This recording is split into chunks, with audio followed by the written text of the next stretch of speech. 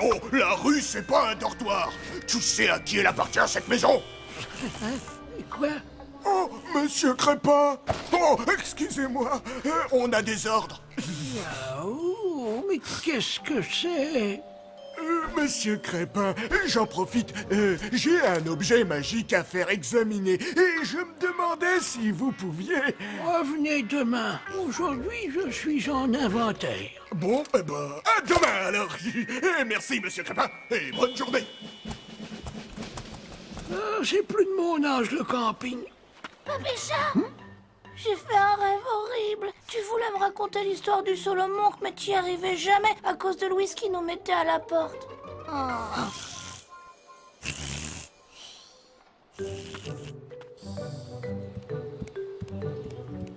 Bon, t'es calmé ou tu fais encore ta mauvaise tête? Allez, on va pas y passer la journée, et encore moins la prochaine nuit. Voilà. Je suis ton gardien, et je t'ordonne d'ouvrir cette porte. Mon gardien? Oh, c'était Lou, ma gardienne.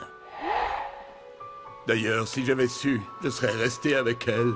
C'était tout à fait impossible, tu le sais très bien, alors arrête avec ça. Quelle honte! À peine partie, vous la remplacez déjà. Mais qu'est-ce que tu racontes? Ça fait des années qu'elle est partie. Quand on vous connaît, on comprend bien pourquoi.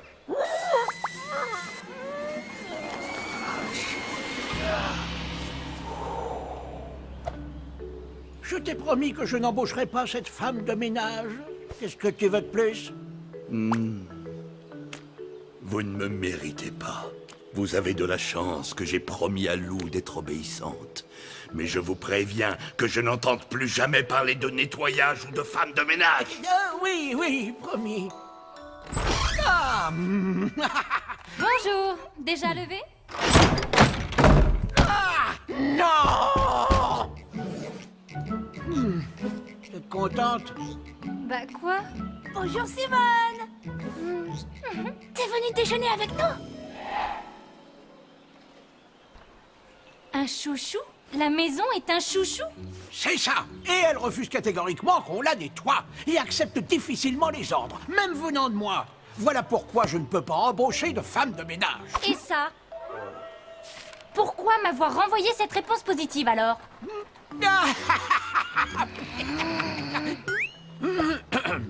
C'est Jojo qui s'est mis à répondre oui à tous les tracts déposés dans la boîte aux lettres. Il y en a un, c'était pour gagner une bouffe-balle signée par Choupata. Mais on n'a jamais rien reçu. Bon, c'est pas tout ça. Avec un peu de chance, il s'est calmé. Mais s'il fait sa mauvaise tête, il va m'entendre.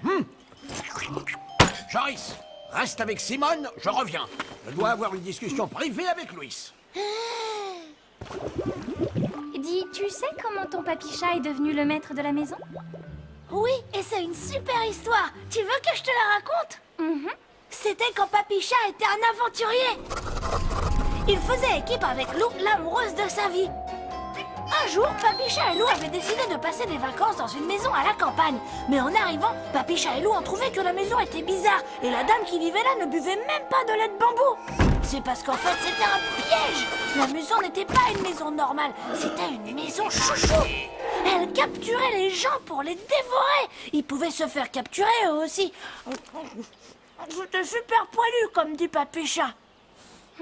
Mais Papy Chat et Lou, ils avaient compris. Alors ils se sont échappés juste à temps. Et après, ils se sont battus contre la maison chouchou. La maison était super forte, mais Papy Chat et Lou, ils étaient encore plus forts.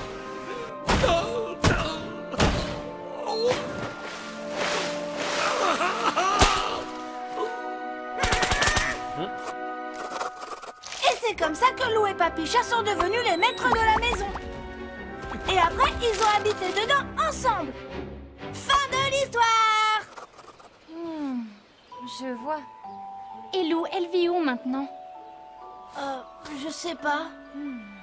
Mais enfin, je t'assure que c'est un terrible malentendu. Laisse-moi entrer et oublions toutes ces histoires. Pas question. Espèce de piquante! Aïe, je pique à vous. Ne me traitez plus jamais de bicoque.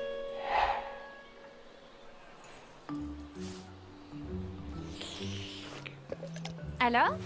Alors, rien du tout. Il ne veut rien entendre. Vous me l'avez braqué. C'est malin, hein? Sachez que j'ai une boutique à faire tourner. Dis Papicha, ça veut dire qu'on n'aura plus de maison?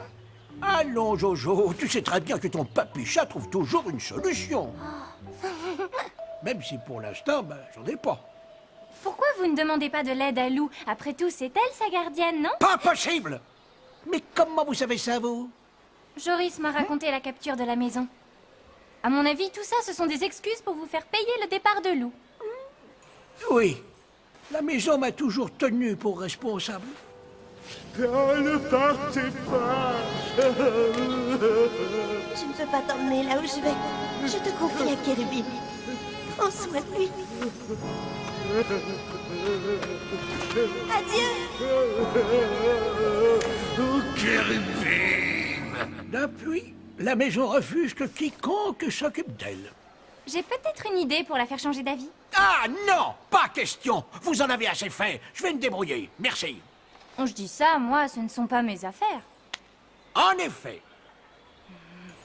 Alors personne pourra ouvrir la porte, Papicha? Besoin d'un coup de main, chef? Votre maison vous a trahi, patron? Des fleurs et un poème. Ça ouvre toutes les portes. Avec 2 tonneaux de dynamite, je la fais s'ouvrir, je vous le dis, moi. Non, merci. Simone, c'était quoi votre idée? Non, Simone? Elle est partie pendant que tu parlais avec tes copains.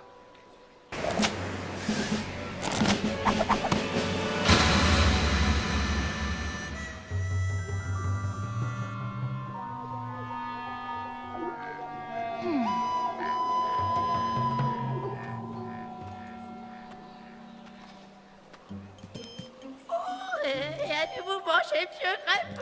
Ah oui? Oh là là! Alors, tu t'appelles Louis. Quelle maison incroyable! J'ai appris ton histoire et celle de ta gardienne, Lou. Tu dois être très triste d'être loin d'elle. Tu sais, ta gardienne a bien de la chance. Moi, je rêverais d'avoir une si belle maison. Et regardez-moi ça. Oh, ça fait mal au cœur de te voir dans un tel état. Monsieur Crépin est vraiment un bouffetou. Un horrible troll, oui. Un affreux Bwork. Quel charmant rire! Lou est la seule à m'avoir dit ça. Si un jour elle venait te rendre visite, je suis sûre qu'elle aimerait te trouver toute propre et toute belle. Pour moi, ça aurait été un honneur de m'occuper d'une telle demeure. Enfin, c'est la vie. Ravie d'avoir fait ta connaissance, Louis.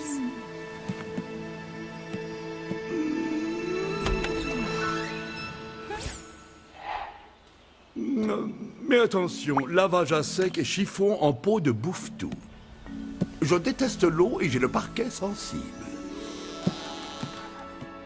Et on va encore dormir dehors ce soir, Papicha? Oui, Jojo.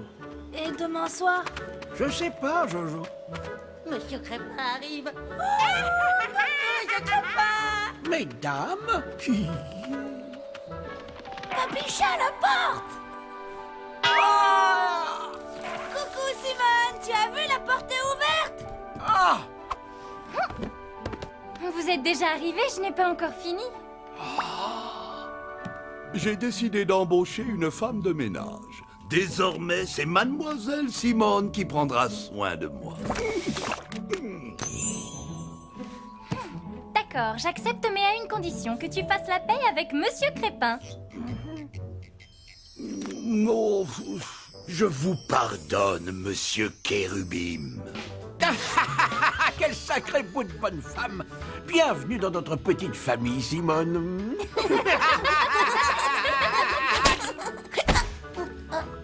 Et maintenant, au travail.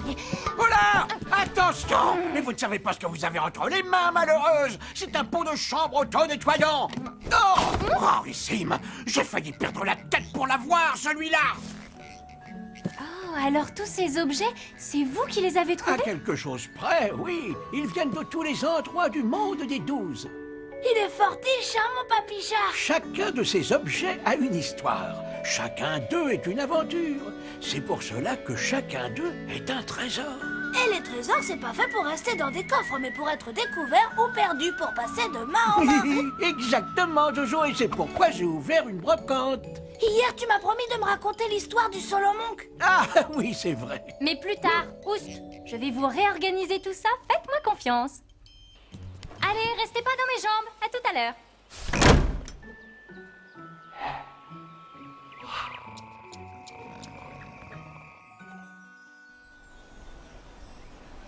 J'ai fini, vous pouvez rentrer. Wow, c'est beau, Papy Chat.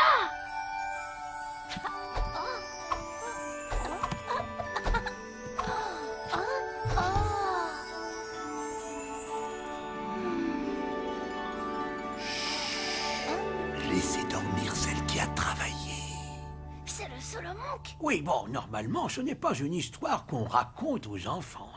Tu es sûr que c'est ce que tu veux? Oui. Je vais faire une exception pour toi. C'était à l'époque où j'étais chacha de cœur au temple du dieu Ekaflip. Mais pas n'importe lequel, hein. J'étais le préféré d'Ekaflip. C'est moi qui choisissais son poisson et qui s'occupait de brosser ses oreilles. Un jour, il m'appela pour une mission de la plus haute importance.